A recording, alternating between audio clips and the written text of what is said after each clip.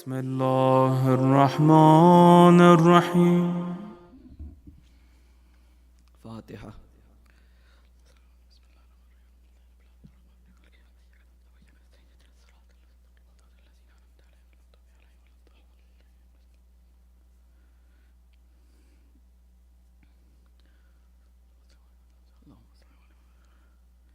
صلوات بھیجے محمد والے محمد.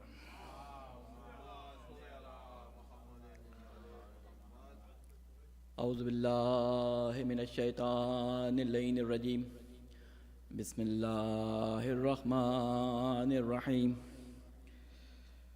الحمد للہ الذی نزل الفرقان علی عبدہ لیکون للعالمین نذیرا. والصلاة والسلام على نبيه وصفيه الذي أرسله شاهدا ومبشرا ونذيرا وداعيا إلى الله بإذنه وسراجا منيرا. سيما بقية الله في العالمين. قال الله تعالى في كتابه المبين وقوله الحق. أعوذ بالله من الشيطان اللعين الرجيم. لقد أرسلنا رسلنا بالبينات وأنزلنا معهم الكتاب والميزان ليقوم الناس بالقسط وأنزلنا الحديد فيه بأس شديد ومنافع للناس وليعلم الله من ينصره ورسله بالغيب إن الله قوي عزيز. صدق الله العلي العظيم. صلوات بھیجے محمد والے محمد. السلام علیکم ورحمۃ اللہ وبرکاتہ.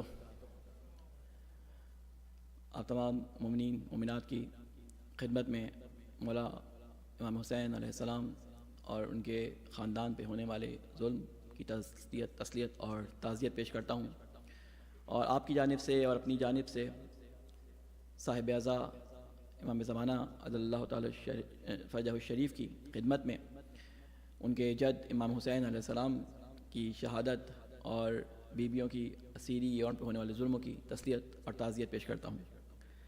ہماری گفتگو ان 2 دنوں میں جو گزرے آپ کے ساتھ سفیران کربلا کے عنوان سے جاری تھی، اور اس میں آپ کے سامنے کچھ عرائض پیش کیے. گو کہ حق تو یہ ہے کہ حق ادا نہ ہوا، لیکن کوشش میں نے کی کہ بہت کم وقت میں بہت ساری باتیں آپ کے سامنے بیان کروں. اس میں میرے بولنے کی رفتار بھی کافی تیز تھی، اور بعض لوگوں نے مجھے کہا بھی کہ سرعت اور تیزی جو ہے وہ بعض دفعہ ذہن کو مرتکز ہونے کے لیے جو ہے اس میں دشواری ہو رہی تھی. میں کوشش کروں گا کہ آج آہستہ آپ کے لیے بیان کروں، اسپیڈ میری سلو ہو، لیکن مطالب بہت زیادہ ہیں، اس لیے اگر کہیں زیادہ اسپیڈ ہو جائے تو آپ صلوات کے ذریعے اس میں اسپیڈ بریکر لگا دیجیے گا. صلوات بھیجے محمد والے محمد پہ.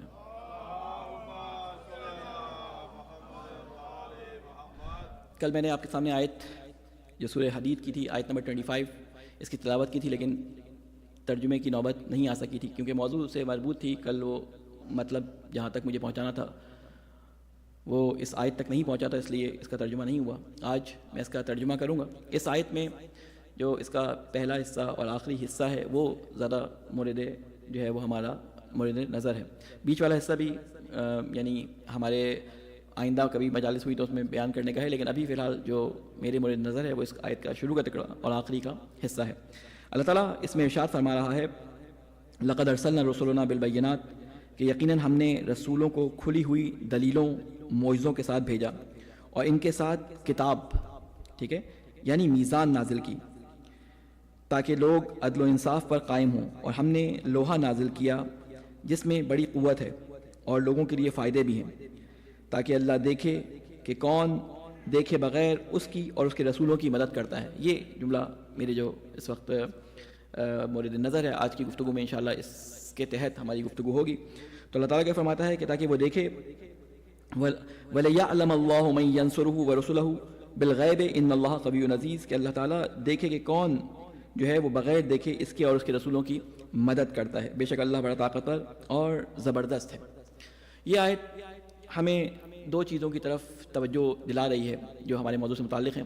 وہ کیا کہ اللہ تعالیٰ ایک تو بعثت کا مقصد بیان کر رہا ہے کہ رسولوں کی بعثت کا مقصد اور اوزار ان کے ساتھ کیا موجود تھے, کیا ان کے ٹولز تھے جس کے ساتھ ہم نے ان کو بھیجا, وہ چیزیں اس میں اللہ تعالیٰ نے بیان کی ہیں. سب سے پہلے بالتحقیق ہم نے کھلی ہوئی نشانیاں نازل کی. کس کے ساتھ؟ اپنے رسولوں کے ساتھ. یعنی رسول کبھی بھی بغیر نشانیوں کے, بغیر معجزوں کے نہیں آتا. کبھی وہ نشانی ظاہری معجزات کی صورت میں ہوتی ہے, کبھی وہ نشانی ان کتابوں یا ان صحیفوں کے ذریعے ہوتی ہے جو اللہ تعالیٰ کی طرف سے ان پہ نازل ہوتے ہیں. بہت ساری اور بھی نشانیاں ہوتی ہیں, ان کے ساتھ اللہ تعالیٰ کے مختلف لشکر اور جنود جسے ہم کہتے ہیں وہ شامل ہو جاتے ہیں.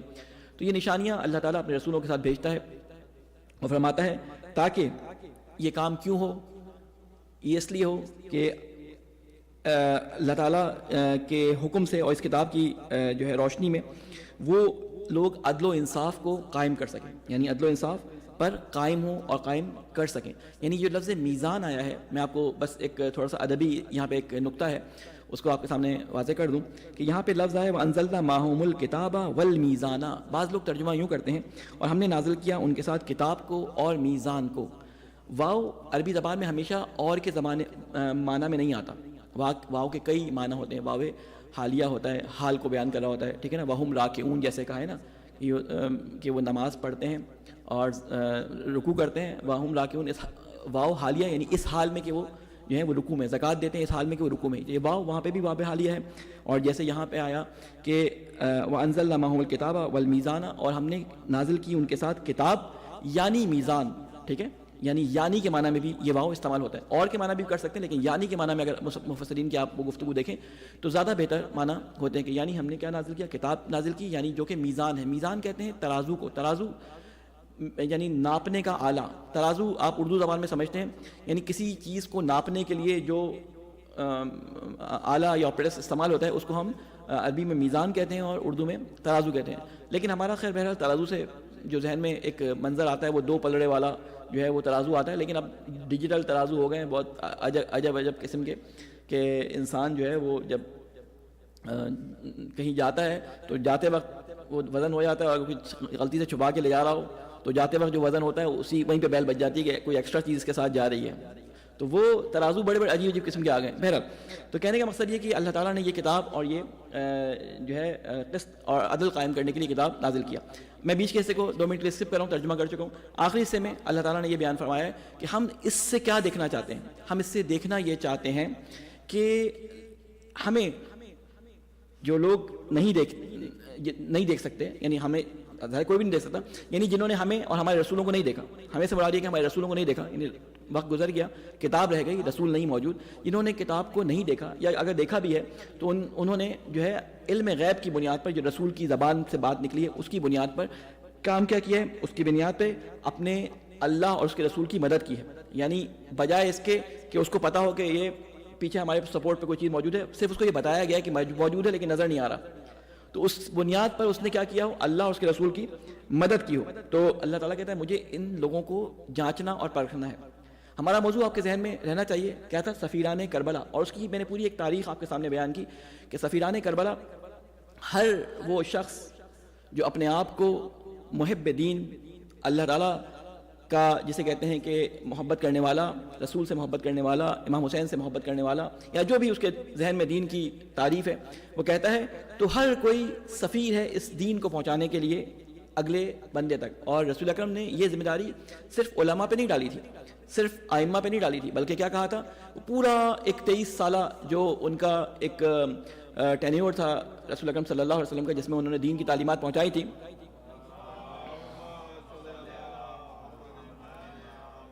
اس 23 سالہ تعلیمات کا نچوڑ اس خطبہ وداع جو مطلب جسے آپ کہتے ہیں کہ آخری خطبہ جو تھا, اس میں رسول اکرم نے بیان کر فرمایا. اور بیان کرنے کے بعد ان سے یہ اقرار لیا کہ کیا میں نے تمہیں یہ پہنچا دیا, سب نے اقرار کر لیا. پھر ساری باتیں ہوئیں اور پھر اس کے بعد غدیر کے مقام پر جو بات بیان ہوئی وہ ساری کی ساری بیان کر دی. اور کل میں نے آپ کے سامنے بیان کیا تھا کہ رسول اکرم صلی اللہ علیہ وآلہ وسلم کے وقت تک لوگوں کو یہ امید تھی, اس امید پہ بعض لوگ مسلمان بچے تھے کہ شاید ہم ان کے جانے کے بعد اس اسلام کو دوبارہ سے پلٹا دیں گے اس جاہلیت کی طرف, ٹھیک ہے. اور جب امامت کا اعلان ہوا تو وہ مایوس ہو گئے، اس کے بارے میں اللہ تعالیٰ کیا کہتا ہے کہ آج کے اليوم اکملت لکم دینکم واتممت علیکم نعمتی، اور اس کے بعد فرماتا ہے کہ یئس الذین کفروا، کہ مایوس ہو گئے وہ لوگ جو کافر تھے یا جو منکر تھے، جو انکار کرنے والے تھے، وہ مایوس ہو گئے. تو مایوسی ہو گئی. مایوسی کے چکر میں انہوں نے کیا کام کیا کہ وہ نفاق کا پردہ جو ابھی تک اوڑھا ہوا تھا اس کو آگے جاری رکھا. اب رسول اکرم کے جانے کے بعد آپ کو معلوم ہے کہ کیا کیا حالات پیش آئے.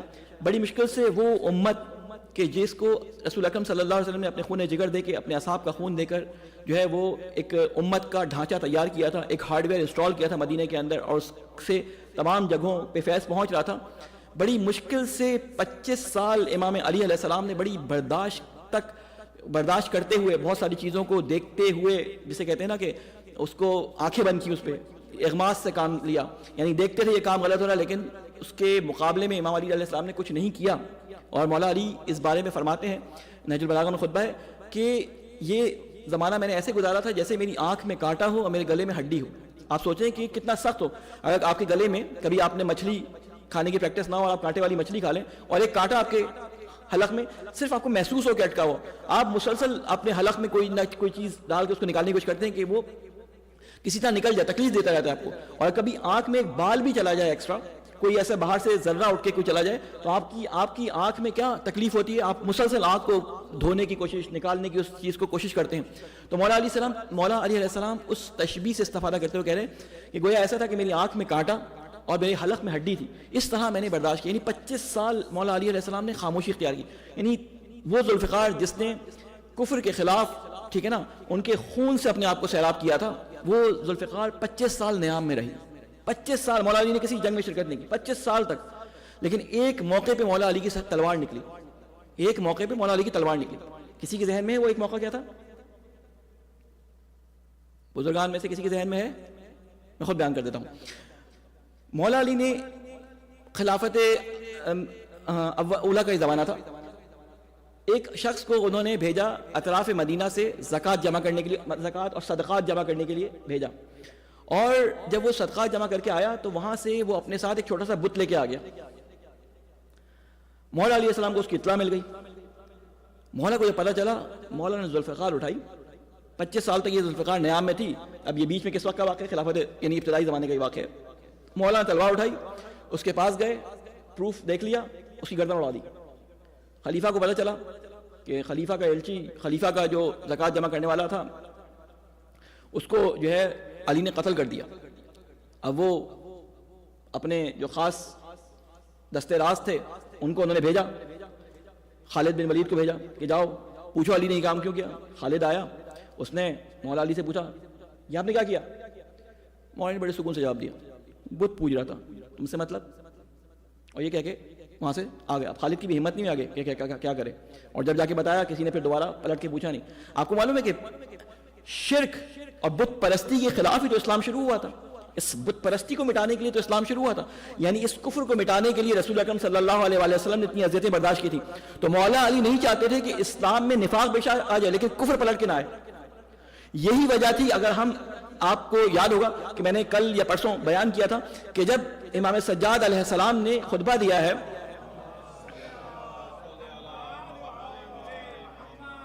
ایک اور صلوات بھیجو محمد والے ہوں.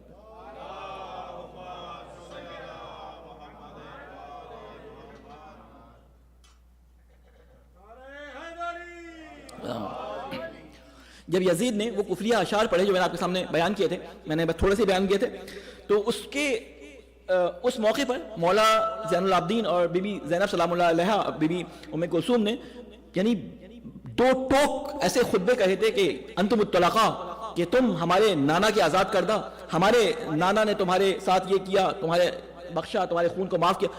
ایسی یعنی تقریریں تینوں طرف سے آئیں کہ یزید کو وہ جو ظاہری کفر اس نے عیاں کرنا شروع کر دیا تھا، فوراً اس نے اس کفر کو نفاق میں تبدیل کیا اور فوراً کیا کہا؟ ابن زیاد نے قتل کیا ہے، میں نے قتل نہیں کیا، میں نے نہیں کہا تھا ابن زیاد نے. اور آج کل اسی کی باقیات میں سے کچھ لوگ، میں نے ابھی اتفاق سے آنے سے پہلے مجھے کسی نے کلپ بھیجا، انہوں نے یہ بیان کیا ہے کہ دیکھیں اصل قاتل یزید نہیں تھا، وہ ابن زیاد ہی قاتل تھا. اور اس کی مثال بڑی اچھی انہوں نے عقلی دلیل دی. مثال یہ دی کہ دیکھیں شام تو 6 دن کے فاصلے پر تھا کوفے سے، کیسے کہہ سکتے ہیں کہ ابن زیاد کو قتل کا حکم دیا گیا؟ یہ ابن زیاد نے جو ہے زیادتی کی. یہ جو حفظ کرنے والے ہیں نا، اور بہت ساری اور بھی انہوں نے باتیں کی، لیکن کہنے کا مقصد ابھی وہ ساری باتیں بیان کرنا نہیں ان کی. کہنے کا مقصد یہ تو ایسا منصوبہ تھا، جب پہلی دفعہ خط بھیجا تھا تو یہ بنی امیہ والے سارے پہلے سے حسین کو مارنا چاہ ہی رہے تھے. ٹھیک ہے نا، یہ تو اس کے باپ کے زمانے سے قتل کی کوششیں ہو رہی تھی، بھائی کو قتل کر دیا تھا. اور آپ کو وہ جملہ ولید کے دربار میں مروان کا یاد ہوگا، یہ سارے اسپیشل کیبنٹ کے لوگ تھے نا.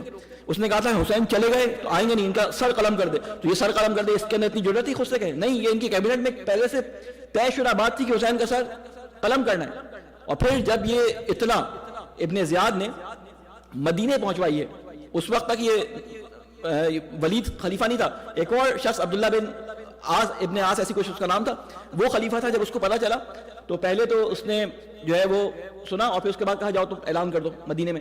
مدینے میں جب خواتین کے بین اور رونے کی آواز آئی امام حسین علیہ السلام کے قتل کے اوپر، تو اس نے مسکرا کے کہا کہ یہ اس جنگ ارنب کا قبضہ جو ہے وہ بدلہ ہے. ہماری خواتین نے بھی اس زمانے میں ایسا گریہ کیا تھا، ایسا جو ہے وہ شور و غل کیا تھا.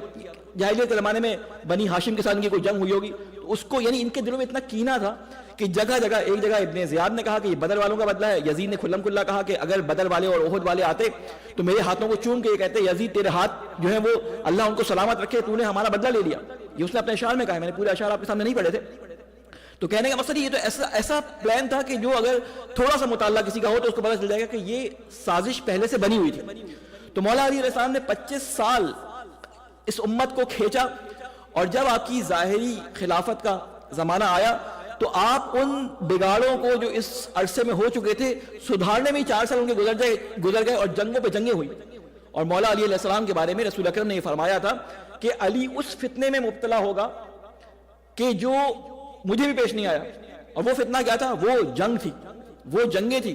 یعنی سامنے لڑنے والے مسلمان جو اپنے آپ کو مسلمان کہتے تھے، ادھر بھی جو ہے وہ علی کے ساتھ صحابی، ادھر بھی بڑے بڑے صحابی، ادھر بھی علی جو ہے رسول کے کزن، ادھر بھی رسول کے کزن زبیر جو ہے وہ اللہ تعالیٰ کے رسول کے اور امام علی کے پھوپھیزاد بھائی تھے. ادھر بھی جو ہے حفاظ قرآن، ادھر بھی حفاظ قرآن. یعنی لوگوں کے لیے بڑا سخت تھا. ہم لوگ یہاں بیٹھ کے بڑی آسانی سے جو ہے وہ تجزیہ و تحلیل کر کے کہہ دیتے ہیں کہ وہ حق پہ تھے، وہ حق پہ نہیں تھے، اور یوں اور وہ، اور صفین میں ہم کہتے ہیں کہ عمار ان کے ساتھ تھے. یہ سارے دلائل ہمارے پاس موجود ہیں، لیکن اس زمانے کے لوگوں کے لیے بڑا سخت فیصلہ تھا، بڑا سخت تھا فیصلہ کرنا کہ ہم کریں تو کیا کریں. ایک طرف داماد رسول، ایک طرف زوجہ رسول. تو کہتے رسول اکرم نے علی کے بارے میں فرمایا تھا کہ یہ اس فتنے کا شکار ہوگا، لوگ اس کے بارے میں فتنے کا شکار ہوں گے کہ علی کو بہت سخت امتحان دینے. یعنی 3 جنگیں، بڑی بڑی جنگیں، علی اسی اس میں جو ہے وہ 4 سال ان کے گزر گئے. اور وہ لوگ جو امام علی علیہ السلام کا انتظار کر رہے تھے کہ چلو اب امام علی آ گئے تو اب یہ ہمارے ساتھ کچھ سکون ہوگا، جنگیں آ گئی. تو میں بعض دفعہ اپنے لوگوں کو کہتا ہوں کہ یہ جو ذرا سی مشکلات آتی ہیں اس کے بعد کہتے ہیں مولا بس اب آ جائے، اب ہم سے برداشت نہیں ہوتا، اب ہم سے یہ ظلم برداشت نہیں ہوتے، اب ہم سکون سے زندگی چاہتے ہیں. تو یاد رکھیں مولا کے آنے کے بعد سکون ملنے والا نہیں ہے. جب بھی کوئی امام یا رسول آتا ہے نا تو پہلا کام یہ ہوتا ہے اس کے ساتھ مل کر ظالم کے خاتمے کے لیے تلوار اٹھانی پڑتی ہے. تو مولا کے آنے کے بعد تو شہادتوں کا سلسلہ، اور مولا کے آنے کے بعد تو امتحانوں اور آزمائشوں کا سلسلہ اور سخت ہو جائے گا. ٹھیک ہے نا. تو ہم کیا دیکھتے ہیں کہ مولا علی علیہ السلام نے 25 سال اس کو کھینچا، اور پھر امام حسن علیہ السلام تک یہ زمانہ ہو گیا تھا آتے آتے کہ امام حسن علیہ السلام کے اپنے کزن جو کہ ان کے فوج کے سپہ سالار بھی تھے، وہ ہزاروں سپاہیوں کو لے کے رشوت دے کر معاویہ کے ساتھ جا کے مل گئے. معاویہ کے ساتھ جا کے مل گیا. وہ امام حسن کا کزن ہے، لیکن امام حسن کے ساتھ یہ حالات آ گئے کہ امام حسن علیہ السلام کو بچے کچے شیعوں کو بچانے کے لیے، اپنے محبین کو بچانے کے لیے، اسلام کے جو سچے اور ان کے محب تھے ان کو بچانے کے لیے صلح کا کڑوا گھونٹ پینا پڑا. میں آپ کو بالکل گریجولی لے کے چل رہا ہوں. جیسے پہلے آپ کو میں نے امام حسین کا بتایا تھا، اب میں ایک دوسرے اینگل سے، ٹھیک ہے نا، ابھی کیمرہ کسی اور طرف فٹ تھا، اب اس کیمرے کو کسی اور طرف سے آپ کو میں لے کے جا رہا ہوں، ٹھیک ہے نا، کسی اور اینگل سے 3D لے کے چل رہا ہوں آپ کو. تو اب مولا حسن علیہ السلام کے ساتھ کیا ہوا، انہوں نے کچھ عرصے 10 سال اپنی امامت کے بڑے سخت گزارے، اور پھر اس مسلم امت کی حالت ایسی ہو چکی تھی کہ جسے کہتے ہیں کہ یہ شل ہو چکا تھا. یہ اسلامی حکومت کا اسٹرکچر بالکل شل ہو چکا تھا، لوگ بالکل بے حس ہو چکے تھے. آپ نے دیکھا ہے کہ جب انسان بیمار ہوتا ہے اور بالکل جسے کہتے ہیں بالکل مریض ہو جاتا ہے تو اس کو لے جاتے ہیں ڈاکٹر کے پاس. ڈاکٹر شروع میں اس کو انجیکشن لگاتا ہے، گولیاں دیتا ہے، لیکن الیکٹرک شاک نہیں دیتا. الیکٹرک شاک کب دیتا ہے؟ جب اس کی دل کی دھڑکن بند ہو جاتی ہے یا بند ہونے والی ہوتی ہے اور یہ بالکل کوما میں چلا جاتا ہے، تو اس وقت الیکٹرک شاک دیا جاتا ہے. تو اب امت کو ایک الیکٹرک شاک کی ضرورت تھی، ایک ایسے دھچکے کی ضرورت تھی کہ اس کو دوبارہ سے بیدار کیا جائے. تو اس کا قلب مردہ ہو چکا ہے. تو اب حسین علیہ السلام اٹھے کہ ان کو چاہیے تھا کہ یہ حسین کا ہی خون تھا جو اس سوئی ہوئی امت اور اس مری ہوئی مردہ جسے کہتے ہیں جسمانیت جو مسلمانوں کے اسٹرکچر میں آ گئی تھی، مردہ پن، اس کو جگانے کے لیے ایک ایسا سخت قدم اٹھانا ضروری تھا. اور اس سخت قدم کا جسے کہتے ہیں امتحان وہ امام حسین علیہ السلام نے اپنے ذمہ لیا تھا. آپ نے کہا نا وعدہ طفلی، وہ وعدہ طفلی کیا تھا؟ یہی وعدہ طفلی تھا. یعنی اے نانا رسول خدا، میں اگر مجھے کہا جاتا ہے کہ میں وارث آدم ہوں، اگر میں وارث ابراہیم ہوں، میں اگر وارث موسیٰ ہوں، تو میں آج حق ادا کر کے دکھاؤں گا. کیونکہ یہ ساری امت جو آدم سے اللہ تعالیٰ نے بنانی شروع کی تھی، وہ رسول کے زمانے میں وہ ساری تعلیمات کے ساتھ تکمیل تک پہنچی تھی نا. یہ سلسلہ بچانا تھا، تو اس سلسلے کو بچانے والا اس میراث کا حامل ہونا چاہیے جو تمام انبیاء سے ملی تھی. اور وہ میراث کے حامل کون تھے؟ مولا حسین علیہ السلام تھے. انہوں نے وہ قربانی دینی تھی. بہرحال میں اس کو آپ کے سامنے بیان یعنی کروں تو ابھی بہت جسے کہتے ہیں لمبا موضوع ہو جائے گا. میں اس کو سمیٹ رہا ہوں. تو اب امام حسین علیہ السلام کے ساتھ ہمیں بظاہر کتنے لوگ نظر آتے ہیں؟ ہمیں بظاہر نظر آتے ہیں جن کو ہم سنتے ہیں 72% جو ان کے ساتھ شہید ہوئے. امام حسین علیہ السلام کے ساتھ جو لوگ شہید ہوئے تھے ان کی تعداد 100 سے 125 سے 150 اور 175 کے درمیان، 200 سے سمجھنے کم تھی. لیکن کیونکہ بظاہر ہمیں جو شہداء کے نام ملتے ہیں وہ 72 کے ملتے ہیں، تو ہم کہتے ہیں 72 شہید. لیکن بہت سارے لوگ تھے جو پہلا حملہ جب عمر سعد نے کیا تھا تو کئی لوگ جو ہے امام حسین کے اس میں شہید ہو گئے تھے، جسے حملہ مغلوبہ کہتے ہیں. اور کچھ لوگ ایسے تھے جو سعید اور زہیر جو مختلف قبیلوں میں گئے تھے بلانے کے لیے، ان کی جسے کہتے ہیں دعوت پہ لبیک کہتے ہوئے آئے تھے. راستے میں جو فوجی تعینات تھے، ناکہ بندیاں ہوئی تھیں، وہاں پہ ان کے جنگ میں مارے گئے. کچھ لوگ وہ تھے کہ جو امام حسین علیہ السلام کے خطبے سن کے نکل کے آنا چاہتے تھے تو راستے میں ان کو فوجوں نے مار دیا. تو بہت سارے شہداء گمنام ہیں جن کے نام ہمیں نہیں معلوم. کچھ ایسے تھے جو امام حسین علیہ السلام کی جسے کہتے ہیں کہ دعوت اور ان کے قیام کے بارے میں ان کو دیر سے پتہ چلا. وہ پہنچے بڑی برق رفتاری سے، لیکن عصر عاشور پہنچے اور انہوں نے اپنا حق ادا کیا. لیکن بہرحال اگر موقع لگا تو اس کا ذکر کروں گا. تو اس طرح کے لوگ موجود تھے. تو امام حسین علیہ السلام کے زمانے میں اگر 72 لوگ تھے جو مخلصین تھے، وہ تو شہید ہو گئے جو آ سکے. اگر ہم خوش گمانی سے اور تھوڑا سا تحقیقی جسے کہتے ہیں اگر طور پہ اگر بڑھے تو کچھ لوگ ایسے تھے جو کوفہ میں قید تھے، جیسے میسم تھے، جیسے کیا نام ہے مختار تھے، اور بہت سارے لوگ جو کوفہ کی قید میں ابن زیاد کے پاس قید تھے. کچھ لوگ ایسے تھے جو دور تھے، پہنچ نہیں سکے. کچھ لوگ بیمار تھے جیسے محمد بن حنفیہ یا عبداللہ بن جعفر، یہ اور بہت سارے لوگ، یا اور کچھ لوگ جن کو امام حسین نے چھوڑا تھا. یعنی اگر ان تمام لوگوں کو ملا لیا جائے تو سمجھیں 1000 لوگ ہوں گے، ایک رفلی اندازے کے مطابق 1000 ہوں گے. تو اب یہ 1000 لوگ موجود تھے جو امام حسین علیہ السلام کے ساتھ مسلمان بچے. ٹھیک ہے. اب امام زین العابدین علیہ السلام بتاتے ہیں کہ ان 1000 لوگوں میں سے بھی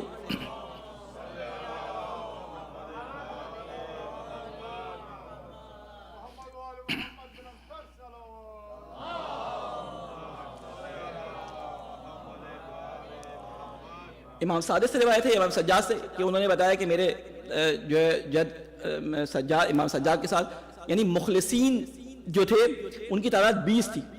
یا میں نے ایک رفلی آئیڈیا آپ کے سامنے بتایا، یہ تاریخی موارد کو دیکھتے ہوئے وہ مخلصین کی بات کر رہے ہیں. تو ہم 1000 لے لیتے. اب یہ 1000 لوگ فرض کریں 1000 لوگ تھے. ان میں سے کچھ جو ہے دور دراز تھے، بیمار تھے، رسول کے صحابی تھے، کوئی نابینا تھا، کوئی کچھ تھا. تو ان میں سے 1000 میں سے اگر نکال لیں 200 بھی کہ مثلا وہ جنگ نہیں کر سکتے تھے. شیعہ جو تھے ہمیں تھوڑے عرصے گزرنے کے بعد ان کی تعداد بہت زیادہ نظر آتی ہے. کیسے پتہ چلا ہمیں کہ ایک دم سے اتنے زیادہ کہاں سے ہو گئے؟ اگر آپ حجاج کا زمانہ یاد کریں، متوکل کا زمانہ تھا، حجاج اس کا گورنر تھا، 80,000 شیعہ اس کی قید میں تھے. یہ آپ نے پڑھا ہوگا، سنا ہوگا، یعنی معتبر کتابوں میں لکھا ہے. حجاج کی جو بایوگرافی لکھی گئی ہے اس کے ظلم جو بیان کیے ہیں، تقریباً 80,000 وہ شیعہ تھے جو قید میں کسی جرم کی وجہ سے یا کسی شک کی بنا پر یا حجاج کے ظلم کی وجہ سے اس کے قید خانے میں قید ہوا کرتے تھے. اگر یہ 80,000 قید میں تھے، ہم کہیں گے 80,000 سے وہ باہر ہوں گے، تو 1.5 لاکھ کے قریب شیعہ موجود تھے. تو یہ 1.5 لاکھ شیعہ ایک دم سے کہاں سے آ گئے؟ یعنی وہ 1000 شیعہ سے 1.5 لاکھ شیعہ کیسے ہو گئے؟ تو اس کا کریڈٹ جاتا ہے کس کو؟ امام سجاد علیہ السلام نے. امام سجاد علیہ السلام نے کام کیا اس کے اوپر. امام سجاد نے جو ہے وہ اس کے پہ کام کیا. لیکن امام سجاد کے کام کرنے سے بھی زیادہ یہ کام خون امام حسین علیہ السلام نے کیا. یعنی جیسے ہی امام حسین علیہ السلام شہید ہوئے، آپ دیکھیں مسلمانوں کے اندر تحریکیں اٹھنا شروع ہوئی. آپ نے سنا ہوگا توابین کی تحریک اٹھی، وہ لوگ شہید ہو گئے، شہید فقہ کی تحریک اٹھی، وہ لوگ شہید ہو گئے، ادھر سے زید شہید کی جو ہے وہ زید بن امام سجاد جو بیٹے تھے ان کی تحریک اٹھی. یعنی کتنی ساری علوی تحریکیں اٹھنا شروع ہو گئیں، یہ ساری کی ساری تحریکیں اٹھنا شروع ہو گئیں. تو اب بنی امیہ کی حکومت تو چل رہی تھی، انہوں نے کہا کہ یہ والا حسین جو ان کے ذہنوں میں ہے یہ تو بڑا خطرناک ہے، یہ تو کسی کے ذہن میں آتا ہے تو اس کو انقلاب پہ ابھار دیتا ہے، تو کسی نہ کسی طریقے سے ہم اس کو پہلے ختم کریں. انہوں نے بہت ختم کرنے کی کوشش کی، اور حجاج جیسے بہت سارے حجاج کے جسے کہتے ہیں باقیات الصالحات اس کے جیسے لوگ آئے، انہوں نے شیعوں کو قتل کرنے کی کوشش کی، لیکن وہ قتل کرنے کے باوجود، کاٹنے اور جسے کہتے ہیں نا چیرنے کے باوجود، ان کے بچوں کو قتل اور ان کے اغوا کرنے کے باوجود، ان پہ ظلم کرنے کے باوجود جب قابو نہ کر سکے تو انہوں نے کہا یہ حسین بہت خطرناک ہے، یہ حسین بہت خطرناک ہے. جب یہ کوئی اس کے بارے میں سنتا ہے تو ایک علویوں کی تحریک شروع ہو جاتی ہے. مامون الرشید یعنی عباسی خلافہ تک یہ جذبہ جاری تھا، انہوں نے کوشش بہت کی. تو پھر انہوں نے کام کرنا شروع کیا. اب یہ غور سے سنیے گا، یہ میں ایک تحلیل پیش کر رہا ہوں. دیکھیں ہم اہل بیت علیہ السلام کے ماننے والے ہیں. کہتے ہیں مومن، مولا کی حدیث ہے کہ مومن کو زیرک ہونا چاہیے. زیرک یعنی ایسا ہوشیار ہونا چاہیے کہ جب وہ کوئی بات سنے تو اس کے پوسٹ مارٹم کی، اس کی تحلیل و تجزیے کی اس کے اندر صلاحیت ہونی چاہیے. ٹھیک ہے نا. ہمارے بچے میں کسی زمانے میں کہا جاتا تھا کوئی ہمارے بچے سے کوئی بحث و مباحثہ نہیں کر سکتا، اور آج ہم سے ہم دیکھتے تو حال یہ ہے کہ ہمارے بچے سے کوئی پوچھ بھی لے ہمارے کسی امام کی والدہ کا نام تو وہ بھی اس کو معلوم نہیں ہوتا. یعنی ہم بچوں کو کہا کیا کہیں. میں نے پچھلی دفعہ شاید آپ کے سامنے یہ بات کی تھی کہ ہم اب 12 امامی سے 4 امامی رہ گئے خالی. یعنی ہم اتنے بخیل ہو گئے کہ زیارت میں سلام کرتے وقت بھی صرف 4 اماموں کو سلام کرتے، باقیوں کو سلام ہی نہیں کرتے. ایسا ہے یا نہیں ہے؟ اس کی ایک بہت بڑی وجہ کیا ہے کہ ہم عربی زبان سے آشنا نہیں ہیں، ہمیں پتہ نہیں ہوتا ہم کیا پڑھ رہے ہیں، اس لیے پڑھتے چلے جاتے ہیں. اس لیے میری کوشش ہوتی ہے کہ بعض دفعہ میں اگر کوئی زیارت پڑھ رہا ہوں، کوئی دعا پڑھ رہا ہوں تو اس کا ترجمہ بیان کروں تاکہ لوگوں کو پتہ تو چلے ہم مانگ کیا رہے ہیں، ہم عہد کیا کر رہے ہیں. تو آپ بھی یہ عادت ڈالیں کہ بچوں کو جب آپ پڑھائیں، جب تک ان کو عربی سے آشنائی نہیں ہے تو ان کو کہیں ترجمہ ضرور پڑھیں تاکہ ان کو پتہ چلے کہ یہ گفتگو اللہ تعالیٰ سے ہو کیا رہی ہے. تو کہنے کا مقصد بہرحال تو انہوں نے کہا یہ حسین بہت خطرناک ہے، اگر یہ حسین اسی طرح رہا تو یہ تو ہماری حکومتوں کو تباہ و برباد کر دے گا. کیونکہ آپ کو معلوم ہے کہ اسی تحریک اور اسی حسین علیہ السلام کا نام لیتے ہوئے بنی عباس اٹھے تھے، لا سارات الحسین کر کے اٹھے تھے نا، کہ امام حسین کے خون کا بدلہ لینے کے لیے اٹھے، لیکن وہ جھوٹا نعرہ تھا ان کا، جھوٹا نعرہ تھا ان کا، بس ان کو حکومت حاصل کرنی تھی. بہرحال تو اب انہوں نے کیا کیا، انہوں نے کہا کہ اس حسین کے ذکر کو تو روک نہیں سکے، تو اس حسین کو لوگوں کے ذہن میں تبدیل کر دو. اس حسین کو، اس کی تعلیمات کو، اس کے ہدف کو لوگوں کے ذہن میں تبدیل کر دو. تو اس کے بعد سے کوشش ہونی شروع ہوئی. بڑے بڑے تاریخ دان، بڑے بڑے جسے کہتے ہیں نا کہ راویوں کو ہائر کیا گیا، بڑی بہترین قسم کی جو ہے ان کو تنخواہیں دے کے حدیثیں ان سے جال کروائی گئیں. بڑی جسے کہتے ہیں امام حسین کربلا اور رسول اکرم امام حسن اہل بیت کے بارے میں روایات ایسی بیان کی گئیں کہ ان کی شخصیتیں لوگوں کے ذہن میں ذرا تھوڑی سی نیچے آ جائیں. تو یہ بہت بڑا پروپیگنڈا شروع ہوا.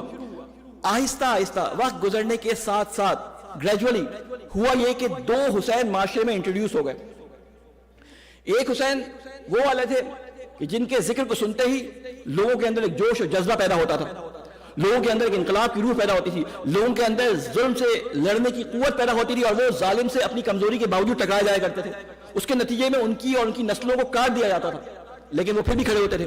لیکن ایک حسینیت، ڈپلیکیٹ حسینیت وہ والی انٹروڈیوس کروائی گئی کہ جنہوں نے کہا کہ حسین تو چلو شہید ہو گئے، اب ہم صرف حسین کے اوپر آنسو بہائیں گے، روئیں گے، اس سے ہمارے گناہ بخشے جائیں گے، اس سے ہماری شفاعت ہو جائے گی. بی بی زہرا نے کیونکہ دعا کی تھی، ہم اس کا نتیجہ ہے. وہ سب باتیں صحیح، لیکن حسین کے مقصد کو اتنا زیادہ نیچے لے کے آ جانا، یہ حسین علیہ السلام کے مقصد کے ساتھ جو ہے وہ انصاف نہیں ہے. حسین علیہ السلام کے بارے میں کہنا شروع کر دیا کہ ان کا کیا تعلق تھا، بس سیاست سے کوئی کام نہیں ہونا چاہیے، ممبروں پہ سیاست بیان نہیں ہونی چاہیے، یہ نہیں ہونا چاہیے، وہ نہیں ہونا چاہیے.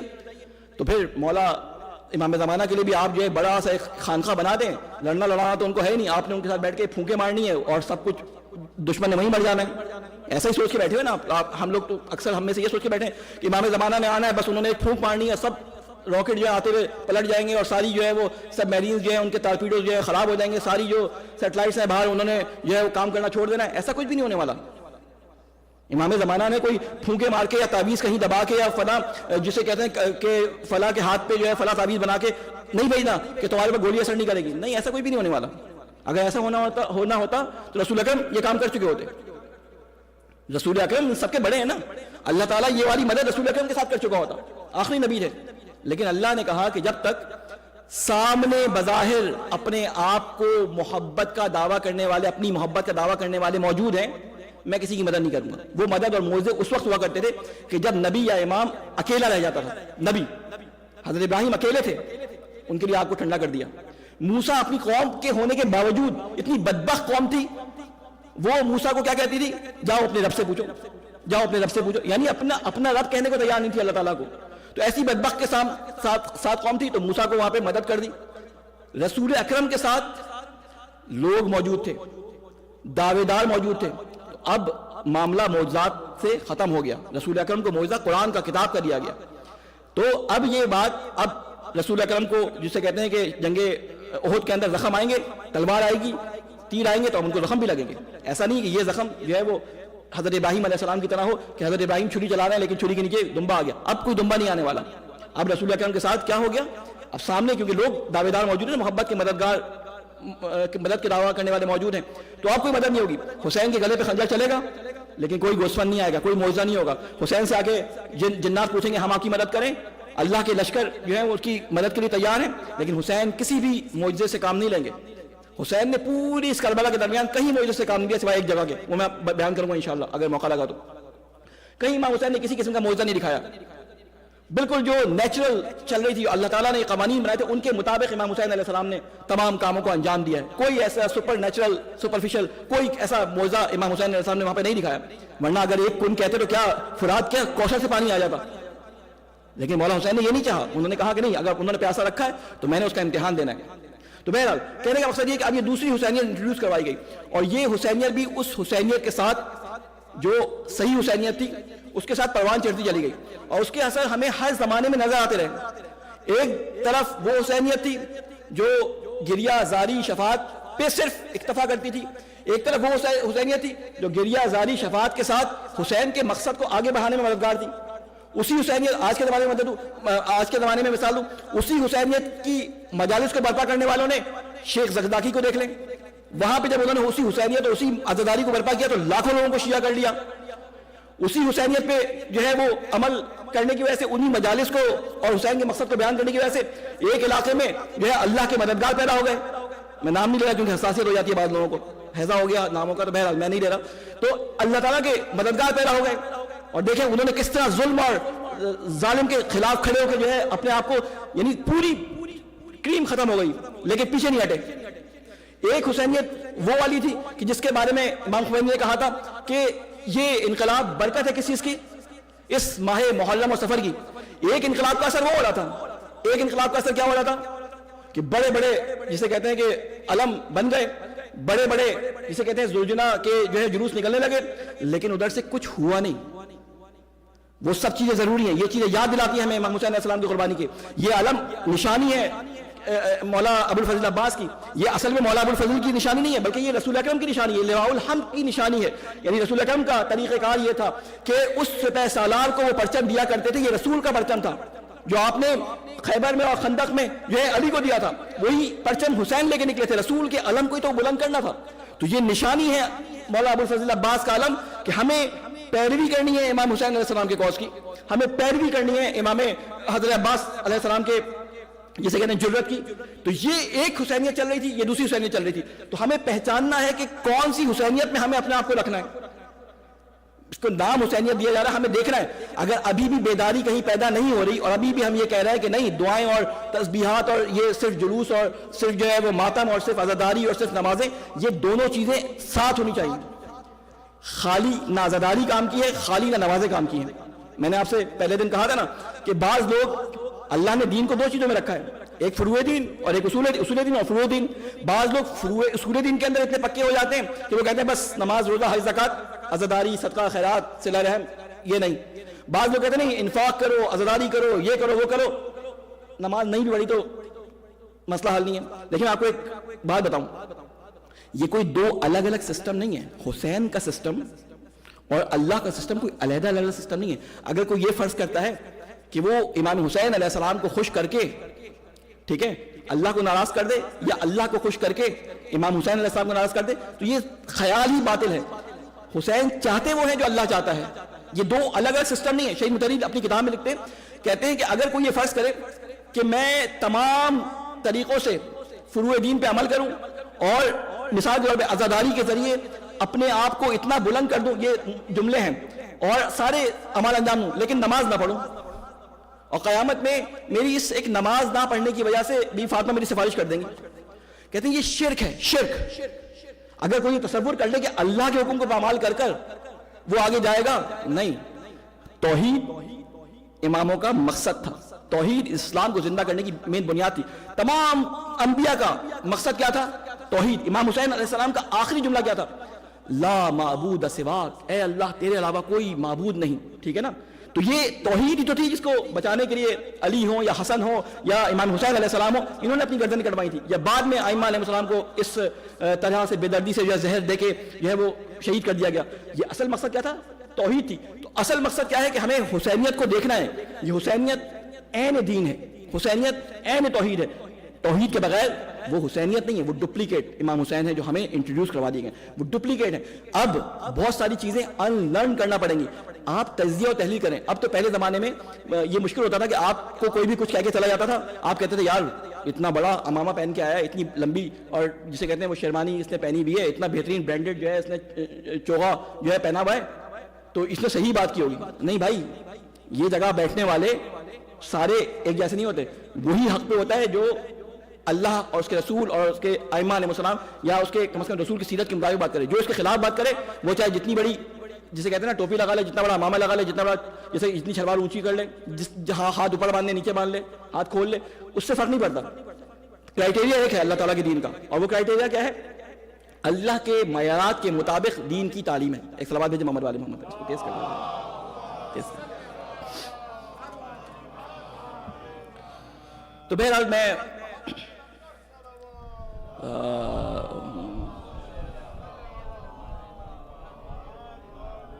بس اپنی گفتگو کو مختصر کروں کہ اللہ تعالیٰ کے رسول, میں اب ذرا اس طرف آ جاتا ہوں کہ اللہ تعالیٰ کے رسول کو خدا بند کریم نے حکم دیا کہ تم بولو. قرآن مجید میں کچھ آیتیں ایسی ہیں کہ جو قل سے شروع ہوتی ہیں. دیکھیں کچھ حکم تو ایسے تھے اللہ تعالیٰ کے رسول جو ہے وہ بیان کر دیتے تھے کہ اللہ تعالیٰ نے یہ فرمایا, لیکن بعض جگہوں پہ لوگوں نے اعتراض کیا کہ اے رسول یہ آپ کی اپنی بات ہے کہ یہ اللہ کی بات ہے, یہ آپ کی اپنی بات ہے یا اللہ کی بات ہے. تو اللہ تعالیٰ نے قرآن مجید میں بعض مطالب جو بہت زیادہ امپورٹنٹ تھے اس میں کہا کہ اس قل کو بھی ساتھ شامل کرو, قل هو اللہ احد قل یا ایھا الکافرون. ٹھیک ہے نا. انہی آیات میں سے جن کے ساتھ قل لگتا ہے جو رسول کے ساتھ ڈائریکٹ خطاب ہیں اور رسول کو کہا گیا اس قل کو شامل کر کے آگے بیان کرو, انہی میں سے ایک آیت میں آپ کے سامنے, بلکہ آپ کے سامنے کیا, آپ میں سے اکثر لوگ نماز جب شروع کرتے ہیں تو نیت کرنے سے پہلے آپ اس آیت کو پڑھتے ہیں. کیا؟ قل ان الصلاۃ والنسک ومحیایا ومماتی للہ رب العالمین. یہ آیت اکثر لوگوں نے پڑھی ہوگی. اب اکثر لوگ اس کے معنی سے واقف ہوتے ہیں اور بعض لوگوں کو اس کے معنی نہیں پتہ ہوتے. اس کا مطلب میں آپ کے سامنے بیان کرتا ہوں اپنے نوجوانوں کے لیے. اللہ تعالیٰ فرماتا ہے اے رسول کہہ دیں ان الصلاۃ, میری نماز. اب یہ بتا رہے ہیں کہ یہ عبادات ہوتی کس لیے ہیں. ٹھیک ہے, تو رسول کی زبان سے کہلوائیں گے نا. ہمارے لیے قرآن کی آیت, میں آپ کے سامنے آیات پڑھوں گا تھوڑی سی. ٹھیک ہے نا. میں کوئی آپ کے سامنے واقعہ قصہ خواب نہیں بیان کروں گا, روایت اگر اوتھینٹک ہوگی تو وہ بیان کروں گا یا آیت بیان کروں گا. ٹھیک ہے. اگر کسی کو شک ہو تو جا کے اس کو ٹیلی کر لے. ٹھیک ہے. کیا فرماتا ہے اللہ تعالیٰ؟ سورہ انعام کی آیت نمبر 163 اور 162 ہے. قل ان الصلاۃ ونسکی ومحیایا ومماتی للہ رب العالمین. اے اللہ کے رسول آپ کہہ دیں کہ میری نماز, ونسکی اور میری قربانی, یہ جو آپ جانوروں کی قربانیاں کرتے ہیں, اور میری قربانیاں, ومحیایا اور میری زندگی, تمام زندگی, پوری زندگی, ومماتی اور میری موت, للہ رب العالمین, رب العالمین, کہ یہ صرف اور صرف کس کے لیے ہے؟ اللہ تعالیٰ رب جو تمام عالمین کا پروردگار ہے اس کے لیے ہے. یعنی میرے اس عبادات کے اندر, میری ان قربانیوں کے اندر, میری اس زندگی کے اندر, میری اس موت کے اندر شائبہ تک نہیں ہے اللہ کے علاوہ کسی اور کا. ٹھیک ہے. یہی آپ نماز سے پہلے مستحب ہے کہ اس ذکر کو پڑھا جائے. اس کے بعد فرماتے ہیں لا شریک لہ, کوئی شریک نہیں ہے اس کے ساتھ, کوئی اس کا شریک نہیں ہے. وبذالک امرت وانا اول المسلمین, اس کا ہی مجھے حکم دیا گیا ہے اور میں سب سے پہلا مسلمان ہوں. مسلمان کہتے ہیں تسلیم ہونے والے کو, اور مسلمان صرف رسول کی امت کا نام نہیں ہے, ہر نبی کا پیروکار مسلمان تھا. بلکہ یوں کہوں کہ ابراہیم نے یہ نام مسلمان رکھا تھا ہمارا. مسلمان کہتے ہیں تسلیم ہونے والے کو, جو اللہ کے حکم کے سامنے تسلیم ہو, اس کی اپنی کوئی مرضی نہ ہو, فل سبمیشن, فل سبمیشن. تو اللہ تعالیٰ کیا فرماتا ہے قرآن مجید میں, ہوا سماکم المسلمین, یعنی ابراہیم نے تمہارا نام تمہارے باپ ابراہیم نے تمہارا نام مسلمان رکھا تھا. تو ہر نبی کا پیروکار مسلمان تھا. تو رسول اکرم کیا کہہ رہے ہیں کہ ان تمام احکام کو جو اللہ نے مجھے دیے ہیں میں سب سے پہلا اس کے سامنے تسلیم ہونے والا ہوں. اب سوال, اگر کوئی کہے کہ میں اللہ تعالیٰ کے کچھ احکام کو نہیں مانوں گا پھر بھی رسول اکرم میری سفارش کر دیں گے, تو وہ اپنے دماغ کا علاج کروائے. قرآن کی زبان میں اس کے قرآن کے بحاف پہ بات کہہ رہا ہوں. آگے کیوں, یعنی ٹھیک ہے وہ اپنی دنیا میں خوش ہے, بعد میں وہ کیا بات کا بعد میں لکھا ہے, کہہ رہے ہیں یہ کہ آج نقد ہے کل ادھار ہے, ادھار کس نے دیکھا ہے, ٹھیک ہے نا, تو وہ بعد میں بھگتتا رہے گا, اس سے ہمیں کوئی مطلب نہیں. ہم اہل بیت کے چاہنے والے ہیں, ہم رسول کے چاہنے والے ہیں, ہمیں دیکھنا ہے کہ اہل بیت نے, رسول نے, قرآن نے کیا کہا ہے. اور اسی طرح آگے رسول اکرم صلی اللہ علیہ وسلم کو بیان فرمایا ہے سورہ زمر کے اندر آیت نمبر 11, 12, 13. میں آیات کے نمبر اس لیے بتاتا ہوں کہ جو لوگ دیکھنا چاہیں کہ یہ مولانا صاحب کوئی ڈنڈی تو نہیں مار رہے ہیں, جا کے دیکھ لیں. قرآن مجید ابھی بھی آپ لوگوں کے موبائل میں ہوتے ہیں, کھول کے چیک کر لیں ترجمہ جو کر رہا ہوں, ٹھیک ہے نا. تفسیر ہو سکتا ہے اس میں شامل کروں, لیکن ترجمہ یا آیات کے الفاظ میں اگر ہیر پھیر نظر آئے تو بولیے یہ ڈنڈی, یہ جڑا آدمی ہے, یہ ڈنڈی مارتا ہے آیات کے اندر حدیث میں, ٹھیک ہے. میں یہاں سے پڑھ رہا ہوں کہاں, سورہ زمر کی آیت نمبر 11, 12, 13. اس میں اللہ تعالیٰ فرماتا ہے قل انی امرت, کہہ دیے, پھر قل کا لفظ آیا کہ بے شک میں, انی امرت, مجھے حکم دیا گیا, ان اعبد اللہ, کہ میں عبادت کروں اللہ کی, صرف اللہ کی عبادت کروں, ٹھیک ہے. مخلصا لہ الدین, خالص کرتے ہوئے اس اللہ کے لیے اپنے دین کو, یعنی عبادت کے اندر میں اللہ کے علاوہ کسی کو شریک ہی نہیں کر سکتا. یہ رسول اکرم کی زبان سے اقرار دلوایا گیا ہے, پہلے رسول اکرم سے اقرار دلوایا گیا اور پھر کہا کہ تمام مومنین مومنات سے یہ اقرار لے لیں, ٹھیک ہے. اس اقرار کی بنیاد پہ وہ مسلمان ہیں. شیعہ گھر میں پیدا ہونا, سنی گھر میں پیدا ہونا, مسلمان گھر میں پیدا ہونا مسلمان کی شکل و صورت تو بنا دیتا ہے, لیکن اصل مسلمان اس وقت بنتا ہے جب تعلیمات پہ بھی عمل ہو, ٹھیک ہے نا. تو اس کے بعد کیا فرماتے ہیں, وہ عمر تو, مجھے حکم دیا گیا ہے. پہلے کہا تھا عمر تو, کس بات کا حکم دیا گیا کہ میں صرف اللہ کی عبادت کروں, اور پھر مجھے حکم دیا گیا میں خالص کر لوں اپنے دین کو, یعنی اس میں کوئی چیز شرکیہ شامل ہی نہ کروں, ٹھیک ہے, اللہ کے لیے. اور پھر فرمایا عمر تو, اور مجھے حکم دیا گیا لأن اکون اول المسلمین, کہ میں سب سے پہلا مسلمان ہو جاؤں, یعنی اس سے پہلے کہ میں لوگوں کو بتاؤں کہ تم تسلیم ہو جاؤ اللہ کے سامنے, میں اللہ کے سامنے تسلیم ہوں. سب سے پہلے اپنا سر اللہ کے سامنے, اللہ کی بارگاہ میں جھکانے والا ہوں, ٹھیک ہے نا. میں اللہ کا پہلا مسلمان ہوں. یعنی رسول اکرم کے اوپر اتنی پابندی ہے کہ اگر رسول اکرم بھی جو اللہ تعالیٰ کے مقصود کائنات ہیں, یعنی کہا کہ اگر آپ کو پیدا کرنا مقصود نہ ہوتا تو میں اس کائنات کو پیدا نہ کرتا, ان کو بھی اللہ تعالیٰ نے اتنا سخت جملہ کہا, یعنی اس سے سخت آیت مجھے نظر نہیں آئی قرآن مجید کے اندر. اس آیت میں اللہ تعالیٰ کیا کہتا ہے کہ اے رسول, اگر آپ نے ہم سے منسوب کر کے کوئی بات لوگوں کو ایسی بتائی کہ جو ہم نے نہ کہی ہو, تو ہم آپ کی رگے حیات کو کاٹ دیں گے, ہم آپ کی رگے حیات کو کاٹ دیں گے. یعنی رسول اکرم جو آخری نبی اللہ تعالیٰ کے دین کو پہنچانے والے, ان کو بھی اللہ تعالیٰ اتنا سخت لہجہ استعمال کر کے بول رہے ہیں کہ آپ نے بھی اگر ہم سے منسوب کر کے کوئی بات لوگوں کو کہی نا تو ہم آپ کی رگے حیات کو کاٹ دیں گے, ٹھیک ہے نا. تو کہنے کا مقصد کیا کہ اللہ تعالیٰ کے احکامات پہ عمل کرنا, اللہ کی توحید پہ عمل کرنا, اللہ کے دین پہ عمل کرنا سب سے پہلے رسول اکرم کا فرض, اور پھر جو ان کے سفیران ہیں جو اس پیغام کو پہنچانے والے ان کا فرض. اگر ہم اپنے آپ کو سفیران کربلا, سفیران حسین, سفیران مولا علی, سفیران رسول اکرم کہتے ہیں, سفیران قرآن کہتے ہیں, تو ہماری بھی کوئی ڈیوٹیز بنتی ہیں. ان ڈیوٹیز میں سے ایک ڈیوٹی ہے کہ ہم پیغام وہ پہنچائیں جو قرآن کے, حدیث کے, سیرت کے خلاف نہ ہو. ہمارے دل میں کسی ایسے شخص کی محبت نہیں ہونی چاہیے کہ جو ہمارے مولا کی نیت نظر میں, ہمارے رسول کی نیت میں اور اللہ کی نظر میں مقبوض ہو, غضب کا شکار ہو. اور میں دیکھتا ہوں بعض دفعہ کہ ہمارے شاعر بعض دفعہ کچھ جسے کہتے ہیں کہ شاید نادانستگی میں کر جاتے ہوں, میں حسن زن سے کام لیتا ہوں, یعنی بعض دفعہ ایسی باتیں کر جاتے ہیں اور وہ ہمارے سادہ لوگ جو شاعری سے اپنا عقیدہ بناتے ہیں, میر انیس کے اور میر زبیر کے مرثیوں سے اپنے عقیدے اور دین بناتے ہیں, ان کی بات نہیں کر رہا. میں بات کروں بعض سادہ لوگ کہ وہ کیا کرتے ہیں, ان کو بڑا بہترین کر کے پیش کرتے ہیں. وہ شعر تو مجھے کوئی یاد نہیں, ایک شعر میں نے کہیں سنا تھا, وہ کہتا ہے کہ میں کیسے نصیری کو برا کہوں. اس طرح کو مجھے وہ, آپ مجھے معاف فرمائیے گا, شعر کا وہ جو لہن اور وہ جو اوزان ہے وہ اس میں شاید ٹوٹے ہوئے ہوں, لیکن مطلب بتا رہا ہوں آپ کو. میں کیسے نصیری کو برا کہوں, اس کے دل میں, میرے دل میں نصیری کا خدا رہتا ہے. میں کیسے نصیری کو برا کہوں, میرے دل میں نصیری کا خدا رہتا ہے. بدبخت, شرک ہے یہ, کہنے والا بھی کر رہا ہے شرک, اور سننے والا جو اگر خاموش بیٹھا وہ بھی شرک کر رہا ہے. بھائی نصیری کو امام علی علیہ السلام نے بدبخت کہا, لعنت کی اس کے اوپر. یعنی برداشت ہونا نہیں چاہیے ہم لوگوں سے کہ ہم اگر اس طرح کی کوئی بات سنیں تو ہم اس کو بولے بھائی کیا بات کر رہے ہو. ہم امام حسین علیہ السلام کے ذکر کو آگے بڑھانے کے لیے آئے, نہ کہ ان کے ذکر کے خلاف بات کرنے کے لیے آئے. یہ ایک مثال دی ہے میں نے. اور یہ صرف امام حسین کے بارے میں نہیں, یہ بہت مولا علی علیہ السلام کے بارے میں تو بہت زیادہ ہوا ہے غلوف کا کام. اور غالیوں کے بارے میں جو ائمہ علیہ السلام کی جو روایات ہیں, اگر میں یہاں پڑھ دوں پرچہ میرے خلاف ہو جائے, اتنی سخت ان پہ ملامت اور لعنت ان کے خلاف جو ہے ائمہ علیہ السلام نے بات کی ہے. اور مولا علی کے بارے میں رسول اکرم نے فرمایا تھا کہ اے علی, آپ کے بارے میں 2 گروہ ہلاکت کا شکار ہوں گے. ایک وہ جو آپ سے حد سے بڑھ کر محبت کریں گے, اور ایک وہ جو آپ سے حد سے بڑھ کے نفرت کریں گے. یعنی وہ جو نصیری ہو جائیں گے, بہت زیادہ محبت میں آپ کو خدا کہہ دیں گے, اور ایک وہ جو آپ کو آپ کے مقام سے گرا کے بالکل یہ کہیں گے کہ علی نماز بھی پڑھتے تھے کیا, ناصبی جسے کہتے ہیں, آپ کے خلاف بات کریں گے.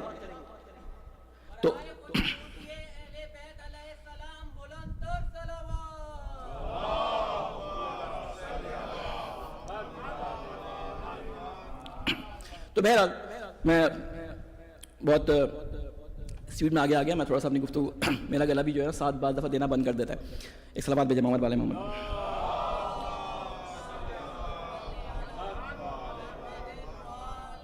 بات کوئی بھاری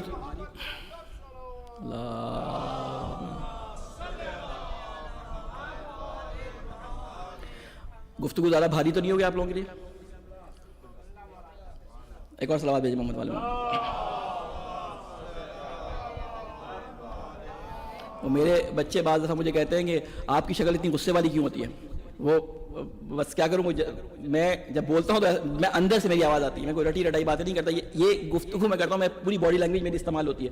رسول اکرم صلی اللہ علیہ وسلم کے بارے میں یہ ملتا ہے, میں تو ان کے خطاب ہی نہیں ہوں, لیکن ملتا ہے کہ ایک نیچرل فطری عمل ہوتا ہے. یہ مولا علی کے بارے میں ملتا ہے کہ اگر کوئی خطبے کے دوران ان کے بول دیا کرتا تھا یا گفتگو کاٹ دیا کرتا تھا تو رسول اکرم امام علی خطبہ چھوڑ دیا کرتے تھے وہاں پہ. یا مولا رسول اکرم کے بارے میں ملتا ہے کہ جب وہ جمعے کا خطبہ دیا کرتے تھے تو رسول کی آنکھیں لال ہو جاتی تھیں اور آپ کے چہرے سے ایسا آیا ہوتا تھا جیسے کوئی بہت جذبات میں آپ گفتگو کر رہے ہیں. تو وہ ایک نیچرل سا ایک عمل ہوتا ہے. تو بہر اس کا ایک کبھی کبھی میں بہت زیادہ جذباتی ہو کے اسپیڈ اور غصہ, تو میں کوشش کرتا ہوں کہ اپنے آپ کو ریلیکس کروں. تو آپ لوگ صلوات بھجوا کے ذرا مجھے ریلیکس کرواتے رہا کریں.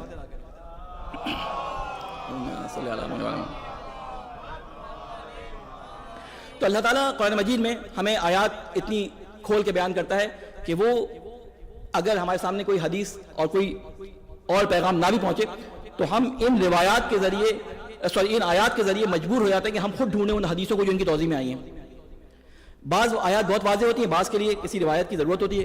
اب اللہ تعالیٰ قرآن مجید کے نازل ہونے سے پہلے مخاطب کر رہا ہے اہل کتاب کو, جن کو اللہ تعالیٰ نے اپنی کتابیں دی تھی, توراۃ انجیل دی تھی, ان سے خطاب ہے. کیونکہ ابھی قرآن نازل ہو رہا ہے, مخاطبین کون ہیں؟ مسلمان ہیں. بتایا کس کے بارے میں جا رہا ہے؟ امت مرحومہ یعنی جو مرحومہ سے امت قدیم, یعنی پہلی جو امت تھی موسیٰ کی اور عیسیٰ کی, ان کے بارے میں بتایا جا رہا ہے. کیا بیان کیا جا رہا ہے کہ وما امروا الا ليعبدوا اللہ, ہم نے ان امتوں کو یہ حکم دیا تھا, نہیں دیا تھا ہم نے حکم مگر یہ, اسی طرح ترجمہ کروں ورنہ آپ لوگ پھر کہیں گے. ٹھیک ہے, سورہ 5 اور آیت نمبر 95. نہیں دیا تھا ہم نے امتوں کو حکم مگر یہ کہ وہ عبادت کریں صرف اللہ کی, ليعبدوا اللہ کی, مخلصین لہ الدین, خالص کرتے ہوئے اس کے لیے اپنے دین کو. وہی ابھی رسول کو حکم دیا تھا نا, تو یہ بتا رہے ہیں کہ پچھلی امتوں کو بھی یہی حکم دیا گیا تھا. حنفاء, خالص کرتے ہوئے, دیکھیں حق پرست رہتے ہوئے, حنیف رہتے ہوئے. وَيُقِيمُ الصَّلَاةَ, اور قائم کریں نماز کو. وَيُؤْتُونَ الزَّكَاةَ, اور ادا کریں زکوٰۃ. وَذَلِكَ دِينُ الْقَيِّمِ, اور بے شک یہی قائم رہنے والا قیم مضبوط محکم دین ہے. ٹھیک ہے, تو کہنے کا مقصد یہ کہ اللہ تعالیٰ نے پچھلی قوموں کو اللہ اپنی عبادت کا حکم دیا تھا اور ساتھ ساتھ نماز اور زکوٰۃ کا حکم دیا تھا. یعنی نمازیں ان میں بھی تھیں, یہ نہیں کہ رسول اکرم پہ نماز آ گئی. نماز پہلے زمانے سے تھی. آپ اگر آیات جو حضرت موسیٰ کے بارے میں ہیں یا حضرت مریم کے بارے میں بعد میں آئی ہیں یا اس سے پہلے انبیاء کے بارے میں, تو کہا کہ وہ نمازوں کو قائم کیا کرتے تھے. یہودیوں میں بھی نمازیں تھیں, عیسائیوں میں بھی نمازیں تھیں, لیکن کیا ہوا, وقت کے گزرنے کے ساتھ ساتھ تحریف اور مختلف اس طرح کی تبدیلیاں کرنے کے بعد اپنی آسانیاں انہوں نے ڈھونڈتے ڈھونڈتے وہ 5 وقت کی نماز ان کے یہاں, کسی کے یہاں یہودیوں میں 3 وقت رہ گئی, 3 وقت وہ نماز پڑھتے ہیں. نماز کی شکل تبدیل ہو گئی. ٹھیک ہے نا, کیا ہوا کہ وہ اب سجدہ رکوع نہیں کرتے. عیسائیوں میں اب وہ ان کی نماز کا طریقہ کیا ہو گیا, وہ بس ہفتے میں ایک دفعہ بیٹھ کے گھٹنوں کے بل عبادت کرتے ہیں. یعنی یہ نہیں کہ نماز ہے, لیکن تحریف ہو کے اس صورت میں آ گئی ہے. تو اس لیے ہمیں اصل دین معلوم ہونا چاہیے کہ نماز جو ہے 3 وقت واجب نہیں ہے, 5 وقت واجب ہے, اور 5 کو الگ الگ وقت میں پڑھنا ہی بہتر ہے. اللہ تعالیٰ فرماتا ہے کہ وقتاً موقوتا, یعنی اس کو اس کے وقت میں پڑھو. یہ صرف آسانی دی گئی تھی کہ آپ نمازوں کو ملا کے پڑھ لیں اگر آپ کو کوئی پرابلم ہے یا سفر ہے. اگر نہیں بھی ہے تو چلو آج دل نہیں کر رہا, سستی ہو رہی ہے, تو نماز کو ملا کے پڑھ لیں. لیکن یہ کہ اس آسانی کو لے لیا جائے تو یہ تو زیادتی ہوتی ہے. مردوں کو مثال دوں تو ان کو زیادہ سمجھ آ جائے گی, خواتین کیونکہ میرے سامنے نہیں ہے تو ان سے معذرت کے ساتھ. بھائی کبھی بیگم صاحبہ کی طبیعت خراب ہو گئی, آپ نے کہا کہ آج تو خدمت کرنی ہے, کھانا بنانے کھڑے ہو گیا, آپ نے کھانا بنایا, بیگم صاحب کہا واہ آج تو آغا صاحب نے کھانا بنا لیا, آج تو جی مولانا صاحب کھانا بنا رہے ہیں. دوسرے دن انہوں نے کہا کہ آج بھی آپ ہی بنا لیں, آپ نے کہا چلو محبت میں آج بنا دیتا ہوں, آج چھٹی ہے. اب پورا ہفتہ یہی روٹین رہی. آپ کہیں گے دیکھو تم بیمار تھی اس لیے میں نے جو ہے وہ تمہاری اس آسانی کرنے کے لیے تمہیں کھانا بنا دیا تھا. اگر یہ ذمہ داری مسلسل آپ کو کھانا دے دیا ہے تو آپ لوگوں کو بھی برداشت نہیں ہوگا, ٹھیک ہے نا, ان کو بھی ایسا نہیں کرنا چاہیے. بہرحال کھانا بنانے میں سب کو ہیلپ کرنی ہے, یہ نہیں کہ خواتین کی ذمہ داری ہے, یہ آپ کہیں غلط مطلب لے جائیں. کھانا بنانا صرف خواتین کی ذمہ داری نہیں ہے, مردوں کی بھی اتنی ذمہ داری ہے. اب یہ کہ خواتین ہیلپ کر دیتی, ان کا جو ہے کرم اور ان کی جو ہے محبت ہے, ورنہ تو بھوکے رہ جائیں ہم تو, ہم کو کھانا بنانا نہیں آتا. بہرحال السلام علیکم محمد والے محمد پہ. تو کہنے کا مقصد یہ کہ نمازیں سب میں فرض تھی, تحریف کی وجہ سے اعمال میں تبدیلیاں ہوتی چلی گئیں. اور کفار کے درمیان بھی جو ہے پرانا دین ابراہیمی کے ماننے والے تھے نا, حج موجود تھا, انفاق وہ کرتے تھے, زکوٰۃ کا نام چینج کر کے انہوں نے انفاق کر دیا تھا. زکوٰۃ ہر انفاق کو کہتے تھے پرانے زمانے میں, تو وہ بھی حج کرتے تھے, لیکن ان کے حج میں تبدیلی اتنی ہو گئی تھی, اس برہنہ حج کرتے تھے, سیٹیاں بجاتے تھے, تالیاں بجاتے تھے, تو حج میں تبدیلی آ گئی تھی. رسول اکرم نے آ کے دوبارہ سے اس کو اسٹیبل کیا کہ نہیں, اصل نماز یہ ہے, اصل زکوٰۃ یہ ہے, اصل حج یہ. تو تمام چیزوں کو دوبارہ سے انہوں نے کہتے ہیں کہ اس سافٹ ویئر میں جو وائرس لگ گیا تھا رسول اکرم نے اس کو اپڈیٹ کر دیا. اور پھر یہ سافٹ ویئر جو رسول اکرم اپڈیٹ کر کے گئے تھے, بعد میں منافقین نے اس میں وائرس لگانے شروع کیے, تو رسول اکرم نے امامت کا سافٹ ویئر اینٹی وائرس حکومت کے سانچے میں ڈال دیا سافٹ ویئر کے اندر, تو وہ مسلسل اس کو اپڈیٹ کرتا رہا. تو کہنے کا مقصد یہ کہ یہ حفاظت کا انتظام اللہ تعالیٰ نے رکھا تھا. تو اب اللہ تعالیٰ کہتا ہے کہ میں نے پچھلی قوموں کو حکم دیا تھا یہ کام کرو, اسی رسول کو بھی حکم دیا ہے, کیونکہ وہ مسلمان اس وقت موجود تھے. رسول نے اس کو کہہ کے بتا دیا کہ میں خالص کر کے اللہ کے لیے دین کے اعمال کو انجام دینے والا ہوں. اب مخاطب ہم ہیں, اب ہمیں بتایا جا رہا ہے کہ تم سے پہلی امتیں یہودی عیسائی جو بھی اہل کتاب تھے وہ سب اسی حکم کے تابع تھے, تمہارے رسول اسی حکم کے تابع تھے, اور تم بھی اسی حکم کے تابع, تم اس سے استثناء نہیں ہوگے. تم کہہ لو کہ ہم یہ نہیں کریں گے تو ہمیں بخش دیا جائے گا. تو ہم اس کے بارے میں کیا کہتے ہیں کہ اللہ تعالیٰ کہتا ہے کہ اے رسول اگر تم نے بھی اس سے معصیت کی, قل انی اخاف ان عصیت ربی عذاب یوم عظیم, تو میں اللہ کے عذاب کے دن سے ڈرتا ہوں. تو ہم تو کچھ بھی نہیں ہے نا, تو ہمیں بھی اللہ کے عذاب سے ڈرنا چاہیے اگر ہم اللہ کے احکامات کی پابندی کریں.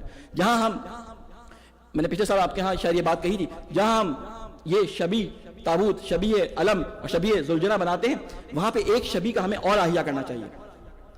اور وہ شبی کیا ہے؟ وہ شبی ہے جو امام حسین علیہ السلام نے کربلا میں بنائی تھی, یعنی جنگ کے بیچ میں نماز کو قائم کرنا. جنگ کے بیچ میں یہ شبی بھی ہمیں بنانی چاہیے. جب ہم جلوس کے لیے نکلیں, جب نماز کا وقت ہو تو وہاں پہ نماز کے قیام کا اہتمام کریں. یہ شبی بھی بنائے تاکہ لوگوں کو پتہ چلے کہ حسین نے کربلا میں کیا کیا تھا. تو بہرحال کہنے کا مقصد یہ کہ یہ حکم پہلے بھی دیا گیا تھا. اس کے بعد بنی امیہ نے کوشش کی کہ امام حسین علیہ السلام کو نشان عبرت بنایا جائے, لیکن وہ اس کوشش میں کامیاب نہیں ہو سکے. امام حسین کی قربانی کو انہوں نے نشان عبرت بنانے کی کوشش کی, لیکن اس میں کامیاب نہیں ہو سکے. لیکن آج ہمیں دیکھنا پڑے گا, ایک سوال بھیجیں محمد والے محمد میں,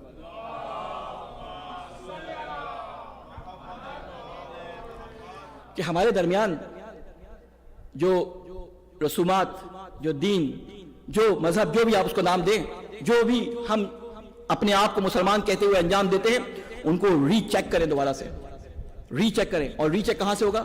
قرآن مجید سے اور رسول کی صحیح سیرت سے. میں نے آپ کے سامنے پچھلے سال, اس سے پچھلے سال جتنے دفعہ آپ کے سامنے آیا ہوں, اس حدیث کو میں نے آپ کے سامنے پڑھا ہے کہ امام موسیٰ کاظم علیہ السلام فرماتے ہیں کہ من اخذ دینہ من کتاب اللہ و سنت رسولہ, کہ جس نے اپنا دین اللہ کی کتاب سے لیا اور اللہ کے رسول کی صحیح سنت سیرت سے لیا, زالت الجبال لم یزلہ, کہ پہاڑ اپنی جگہ سے ہل جائیں گے لیکن یہ اپنے عقیدے میں اپنی جگہ سے نہیں ہلے گا.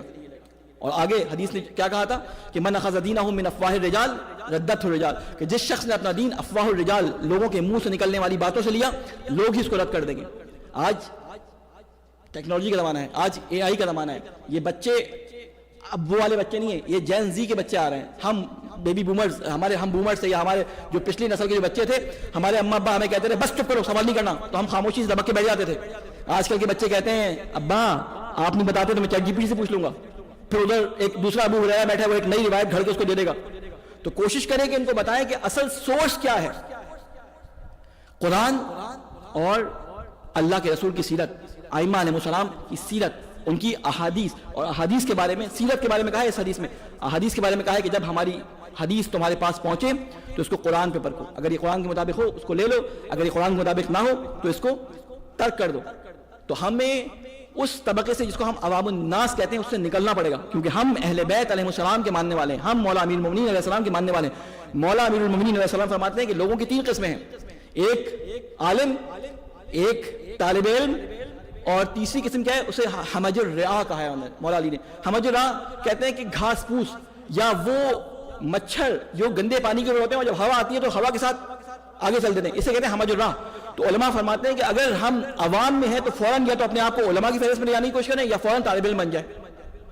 تجزیہ و تحلیل کی طاقت ہمارے اندر آنی چاہیے، اور تجزیہ و تحلیل ہم اسی معلومات کی بنیاد پہ کریں گے جو ہمارے ذہنوں میں آئی ہے۔ تو وہ معلومات اگر صحیح ہوگی تو ہم اس کہتے ہیں نا وہ سافٹ ویئر صحیح انسٹال ہوگا تو ہم اپنے پروگرام کا رزلٹ لے پائیں گے، ٹھیک ہے نا۔ ہم ورڈ کے اندر بیٹھ کے فوٹو شاپ کا کام نہیں کر سکتے، ٹھیک ہے، یا فوٹو شاپ پہ بیٹھ کے جو ہے وہ ہم مثال کے طور پر اکاؤنٹنگ کا کام نہیں کر سکتے، ہر چیز کا سافٹ ویئر الگ ہوتا ہے۔ تو مسلمان کا سافٹ ویئر کیا ہے، اس میں جو انسٹال ہونے والا، اس ہارڈ ویئر میں انسٹال ہونے والا سافٹ ویئر کیا ہے، وہ قرآن مجید اللہ تعالیٰ کی صحیح سیرت ہے۔ ہم سب کو تجزیہ و تحلیل کی طاقت اسی وقت ملے گی کہ ہم تمام اپنی جتنی بھی اب تک ہم نے سنی ہے باتیں ان کو چیک کریں، لیکن ہر چیز کو اب مورد سوال ٹھہرائیں، مورد اعتراض ٹھہرائیں اپنے ذہن میں، کسی سے بولنے کی ضرورت نہیں ہے۔ آپ جو بھی کام کرتے ہیں آپ اس کو چیک کریں کہ یہ کہاں سے کر رہے ہیں، اس کی جڑ کہاں پہ ہے، اس جڑ کو ڈھونڈ کے مطمئن ہو جائیں۔ اللہ کے سامنے تو کم از کم آپ کہہ سکیں گے کہ میں نے اس کے بارے میں اپنی طرف سے تسلی کی تھی، یہ نہ کہنا پڑے وہاں پہ کہ میرے دادا کرتے تھے، میرے پردادا کہتے تھے، امروہہ میں یہ ہوتا تھا، جارچے میں یہ ہوتا تھا، فلاں جگہ یہ ہوتا تھا۔ وہ چیزیں آپ کے بچے نہیں مانیں گے، اور یہی وجہ ہے کہ یہ بچوں اور نوجوانوں کی تعداد جو کم ہو رہی ہے ان کے جوابات کا صحیح، ان کے سوالات کا صحیح جواب نہ ملنے کی وجہ سے لوگ ایتھیسٹ بن رہے ہیں، لوگ خدا سے دور جا رہے ہیں، لوگ شیعہ سے دور جا رہے ہیں۔ آپ زبردستی ان کو پکڑ کے محرم میں کالے کپڑے پہنا کے یا عید غدیر پہ یا میلادوں میں لال پیلے کرتے پہنا کے لے آتے ہیں، لیکن باہر جا کر وہ بالکل آؤٹ ہے، اور آپ مجھ سے بہتر جانتے ہیں، ٹھیک ہے نا۔ اکثر کی بات نہیں کر رہا میں، ان لوگوں کی بات کروں گنے چنے جن کے ساتھ یہ ہوا ہے، کیونکہ اس ملک میں آنے کے بعد یا یورپین ممالک میں آنے کے بعد مومن جو وہاں پہ اگر دینی اور مذہبی نہیں بھی ہوتا تو یہاں آ کے اپنے آپ کو مذہبی بنا لیتا ہے، کیونکہ اس کو اپنے بچوں کی فکر ہوتی ہے۔ یہ سینٹرز، یہ مساجد یہ ہوتی اس لیے کہ آپ ان سے اپنے بچوں کو جسے کہتے ہیں ارتباط میں رکھیں، اور یہاں پہ ایسے لوگوں کو بلائیں کہ جو آپ کو صحیح تعلیمات کم از کم اگر بتا نہیں گے تو بتانے کا طریقہ بیان کر دیں کہ آپ کیسے کر رہے ہیں۔ صرف خرابیاں بتانے سے تو کچھ نہیں ہوتا، اس کو صحیح کرنے کا بھی بہرحال اللہ ہمیں بیان کرنا چاہیے، اور یہ میرے جیسے لوگوں کی ذمہ داری ہے، اور قیامت میں میرے ہی جیسے لوگ ہوں گے جو پھنسیں گے، زیادہ ہماری گردن پکڑی جائے گی جو اپنے آپ کو طالب علم یا عالم کے زمرے میں لے کے آتے ہیں، کیونکہ ہمارے اندر ہی حسد جیسی اور اس طرح کی چیزیں آ جاتی ہیں۔ بس آخری بات ختم کروں بیان کر کے صلوات بھیجیں محمد والے محمد پہ۔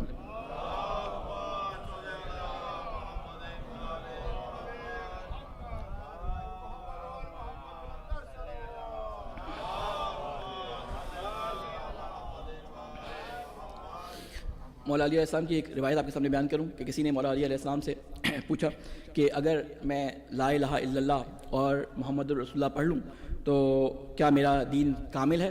تو مولا نے حیرت سے اسے ایک سوال کیا، اس نے کہا کہ اگر میں خالی لا الہ الا اللہ پڑھ لیتا ہوں اور محمد الرسول اللہ پڑھ لیتا ہوں، کیونکہ اس کے ذہن میں وہ والی بات یاد تھی رسول اکرم کی کہ رسول اکرم نے کہا تھا اگر جنگ کے دوران کوئی کلمہ پڑھ لے تو اس کے اوپر تلوار نہ اٹھانا، تو ذہن میں بات ہوگی، تو اس نے مولا علی سے سوال کر لیا۔ تو مولا علی نے ایک سوال کیا، اسے پلٹ کے ایک سوال کیا، اینا فرائض اللہ، وہ اللہ تعالیٰ کے باقی فرائض کہاں ہوں گے؟ اللہ تعالیٰ کے باقی فرائض کہاں ہوں گے؟ اگر خالی زبان سے کلمہ پڑھ لینے سے صرف انسان جو ہے وہ جنت میں چلا جاتا تو فرائض اللہ کہاں چلے گئے؟ یا دوسری روایت میں مولا فرماتے ہیں کہ اگر ایمان صرف کتبی ہوتا، صرف اس کو پڑھ کے اس پہ ایمان لے کے آیا جاتا، تو یہ نماز، روزہ، حقوق الناس، یہ صلہ رحم، یہ اللہ تعالیٰ بھیجتا ہی نہیں، بس تم سیدھے سیدھے بولتے جاؤ، بس وہاں کھاتا کھلا ہوا لکھتے جاؤ۔ تو بہرحال اللہ تعالیٰ قرآن مجید میں آخری آیت بیان کر رہا ہوں اور اس سے مصائب کو انشاءاللہ رب دے دوں گا۔ اللہ تعالیٰ قرآن مجید میں سورہ آل عمران، یہ آپ لوگ ذاکر ضرور چیک کریے گا، ضرور۔ ٹائم مجھے پتا ہے کہ لمبا ہو گیا، لیکن کیونکہ ویکینڈ ہے تو میں آپ کے سامنے اس کو بیان کر رہا ہوں، آخری دن ہے، مطلب پورا ہو جائے تو زیادہ بہتر ہے، نوجوانوں کے ذہنوں میں بات بیٹھ جائے گی۔ اللہ تعالیٰ فرماتا ہے وَإِذْ أَخَذَ اللَّهُ مِيثَاقَ الَّذِينَ أُوتُوا الْكِتَابَ لِتُبَيِّنُنَّهُ لِلنَّاسِ وَلَا تَكْتُمُونَهُ، سورہ آل عمران آیت نمبر 187 اور 88، ٹھیک ہے۔ تو اس میں اللہ تعالیٰ کیا فرما رہا ہے کہ اور ہم نے ان سے عہد لیا، اس موقع کو یاد کرو جب خدا نے جن کو کتاب دی تھی ان سے عہد لیا کہ ایسے لوگوں کے لیے اس کو بیان کریں، کہ اسے لوگوں کے لیے بیان کریں گے اور اسے چھپائیں گے نہیں۔ عہد کیا تھا؟ قرآن مجید۔ اور بیان کے لیے کیا لفظ استعمال ہوا؟ ہم بعض دفعہ جملے کی ساخت کو اردو میں ترجمہ نہیں کر پاتے, جملے کے لہجے کو اردو میں ترجمہ نہیں کر پاتے. تو اس کے لیے علماء یہ کہتے ہیں کہ قرآن کے لہجے اور ائمہ کے لہجے سے واقف ہونے کے لیے مزاج قرآن, مزاج خداوندی اور مزاج ائمہ سے واقف ہونا پڑتا ہے.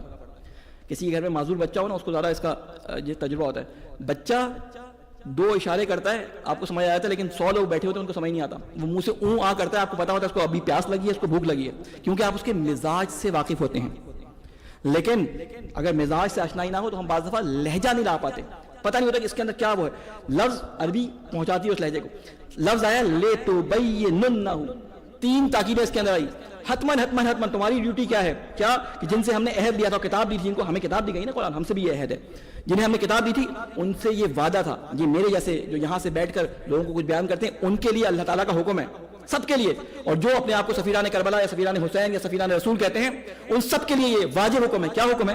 لِتُبَيِّنُنَّهُ, یقیناً یقیناً یقیناً, حتماً تم بیان کرو اس کو. کس چیز کو بیان کرو؟ ہو کی ضمیر پڑی ہے قرآن مجید کی طرف. لوگوں کے لیے اس قرآن مجید کو بیان کرو, چھپاؤ نہیں اس کی تعلیمات کو, کہ کل کو اگر تم اس بات کو, حق کو بیان کرو گے تو تمہیں لوگ برا بھلا کہیں گے اور کہیں گے یہ تو ہمارے عقیدوں کے خلاف بات کر رہے ہیں. نہیں, اللہ کی کتاب کو بیان کرو. وَلَا تَكْتُمُونَهُ, اور اس کو چھپاؤ نہیں. فَنَبَذُوهُ, پرانی قوموں نے کیا کیا؟ نبذہ کہتے ہیں پیٹھ پیچھے پھینک دینا. آپ نے کبھی غلطی سے کپڑے دھونے کے لیے ڈال دیے, جیب میں ایک ٹشو رہ گیا, جب یہ باہر نکالتے ہیں تو ٹشو خرابی پیدا کر دیتا ہے, سارے کپڑوں میں چپک جاتا ہے. پھر آپ اس ٹشو کیسے نکالتے ہیں؟ ایسے انگلی سے پکڑ کے ایسے حقارت سے پھینک دیں گے, یا کیا اس نے گندگی کی ہے. تو یہ جو حقارت سے اپنی پیٹھ کے پیچھے پھینک دینا ہے, اسے عربی زبان میں کہتے ہیں نبذہ. تو کہتے ہیں انہوں نے قرآن اپنی کتابوں کے ساتھ کیا کیا کام کیا کہ انہوں نے اس کی تعلیمات کو اپنی پیٹھ پیچھے چھوڑ دیا, اور اپنے نئے نئے عقائد بنا کے کہ اس سے اللہ خوش ہے, اس سے اللہ خوش ہے, اس سے اللہ خوش ہے, اس سے ہماری شفاعت, اس سے ہمارا یہ, انہوں نے اپنا دین کو اس طرح بنا لیا. کیا؟ اللہ کی تعلیم, اللہ کی کتاب کو بھلا دیا. تو اللہ تعالیٰ کیا کہتے ہیں؟ وَلَا ظُهُورِهِمْ, انہوں نے اپنی کمروں کے پیچھے بھیج دیا. اور اگلا کام کیا کیا؟ وَاشْتَرَوْا بِهِ ثَمَنًا قَلِيلًا, اور اس کے بدلے میں تھوڑا مول لے لیا. قلیل, دنیا کا مول. میرا عشرہ اس دفعہ اتنے لاکھ کا بک ہوا, میرے ساتھ اس دفعہ اسکواڈ میں 6 گاڑیاں تھیں, فلاں کے آنے کے لیے شرط یہ ہے کہ بزنس کلاس کا ٹکٹ ہونا چاہیے, فلاں کے ساتھ یہ ہے کہ 5 ٹکٹ اور دو جو ان کے نعرے لگانے والے ان کے ساتھ آئیں. نعوذ باللہ, نعوذ باللہ, یہ انہی لوگوں کے لیے بیان ہو رہی ہے. ایسا انشاءاللہ کسی کا نہیں ہوگا, ہمارے میں تو نہیں ہوگا انشاءاللہ. آپ جانتے ہیں, آپ نہیں ہیں ہمارے یہاں کوئی ایسے. صلوات بھیجیں محمد والے محمد پہ. تو تھوڑے مول کے, اللہ تعالیٰ نے کہا قلیل, قلیل یعنی اس دنیا میں جتنا بھی مل جائے وہ اللہ کے نزدیک جنت کے بدلے میں تو قلیل ہے نا. تو کہتے ہیں اس قلیل مول کے بدلے وہ حق بات نہیں بیان کرتے, قصے کہانیاں خواب بیان کر کے وقت گزار دیتے ہیں, لوگوں کا بھی وقت ضائع کرتے ہیں. 100 لوگ بیٹھے تو 100 گھنٹے کا اس کو جواب دینا ہے اللہ کو.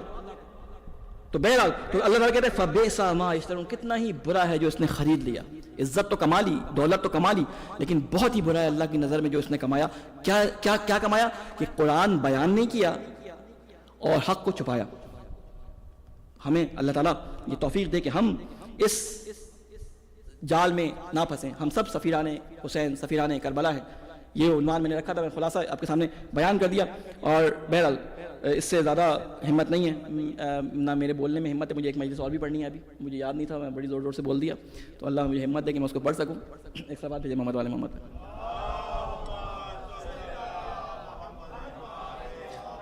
تو پوری میری گفتگو کا خلاصہ یہ ہو گیا 2 الفاظ کے, 2 لائنوں میں یہ خلاصہ ہو گیا کہ امام حسین علیہ السلام کے قیام کا مقصد کیا تھا.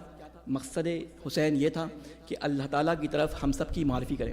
اور امام صادق علیہ السلام نے یہ فرمایا تھا کہ ہم سب سفینہ, ہم جو ہیں وہ سفینہ نجات ہیں, نجات کی کشتی ہیں, لیکن حسین کی کشتی سب سے سری اور سب سے تیز ہے.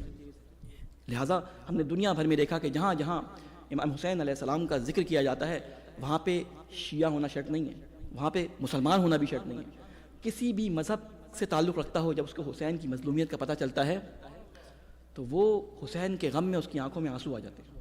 حسین کا غم ہی ایسا ہے, اس کے جسم میں, اس کے جسے کہتے ہیں روح میں ایک نیا جذبہ پیدا ہو جاتا ہے. اسی لیے آپ دیکھیں ہندوؤں میں حسینی برہمن, اور عیسائیوں میں جو ہیں وہ آپ کو نظر آئیں گے. 40 میں آپ کو ان کے مختلف گروہ نظر آتے ہیں. کون؟ یہ حسین سے محبت کی وجہ سے ہمارے ساتھ آ کے جڑتے ہیں.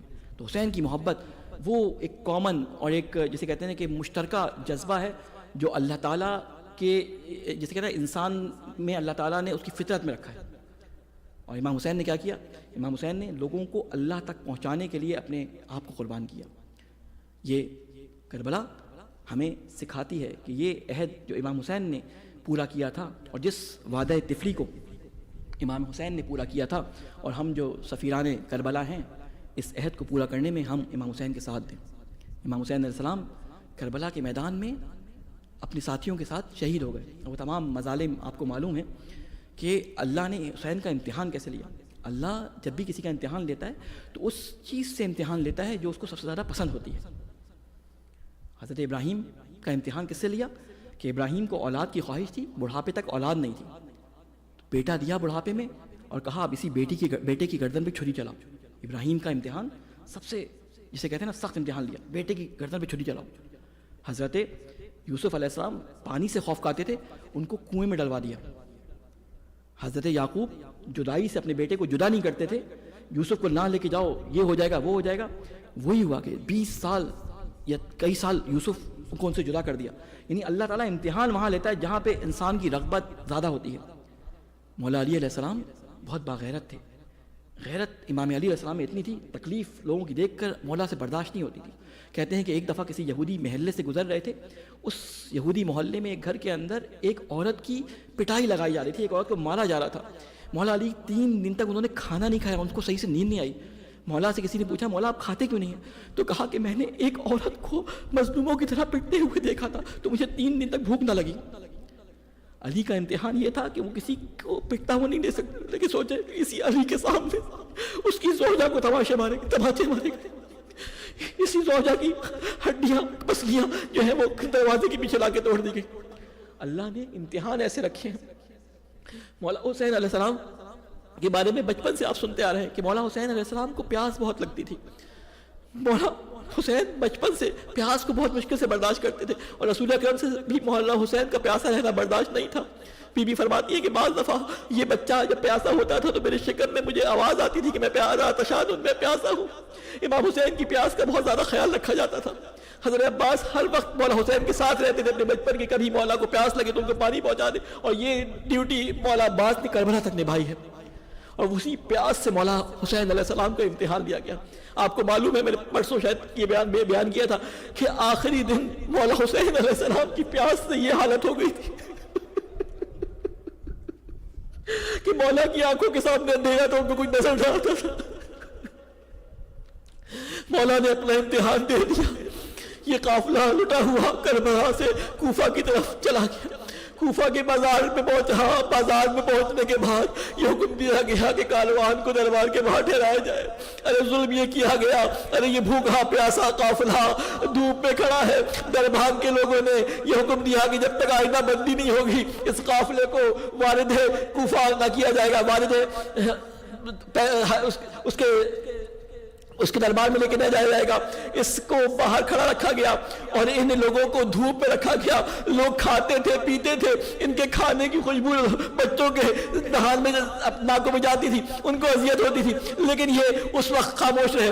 یہ موقع بھی آیا کہ جب ان کو دربار میں لے کے جایا گیا اور دربار میں اب امتحان تھا، تمام بیویوں کا بھی امتحان تھا، امام سجاد کا بھی امتحان تھا۔ ارے امام سجاد نے جب دیکھا کہ ابن زیاد امام حسین علیہ السلام کے ساتھ بدتمیزی کرتا ہے، سونے کے تش پہ امام سجاد نے دیکھا کہ ان کے بابا کا سر رکھا ہے، اور ابن زیاد برا بھلا بھی کہتا ہے، اور ساتھ ساتھ چھڑی سے امام حسین کے دہان کو جو ہے چھیڑتا بھی ہے۔ کسی سے برداشت نہ ہوا۔